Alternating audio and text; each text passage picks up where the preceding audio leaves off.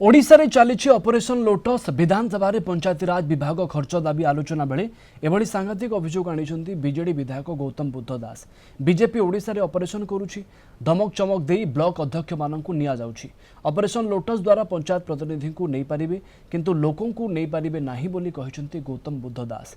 BJD विधायकों अभियोग को भित्तिहीन कहिसंती बीजेपी विधायक विभूति प्रधान। ऑपरेशन लोटस दरकार पड़िबो नाही, आपे आपे बीजेडी भांगी जीवो बोली कहिसंती विभूति प्रधान। वर्तमान सरकार गोटे गुरुत्वपूर्ण विभाग हिसाब रे पंचायती राज एवं पानी जल विभाग कोमारे अच्छी कौन सी कार्य पंचायत स्तर रे हो नाही। एमाने केवल गोटे कथा करुछंती, सेटा हला ऑपरेशन लोटस करुछंती। जेहेतु ओडिशार 90% पंचायत रे पंचायत समिति रे एवं 100% जिला परिषद एमानकर कौन सी प्रतिनिधित्व नाही, भारतीय जनता पार्टी कौन सी प्रतिनिधित्व नाही।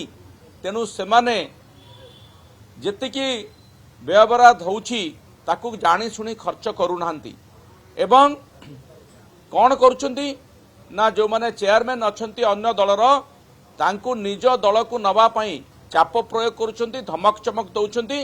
तांकर एलिगेशन संपूर्ण भित्तिहीन। ऑपरेशन लोटस करिवार कोनोसी जस्टिफिकेशन नहीं, आवश्यकता ही नहीं। आउ अल्प दिन पर बीजेडी स्वतः भांगी जीवो। तेणु ऑपरेशन लोटस करिवार कोनोसी आवश्यकता पड़ियो नहीं। आपण देखुथिबे बीजेडी रो जहा अवस्था हेलानी धीरे धीरे से केते दिन जाके जीवो आपण भाबुचंती।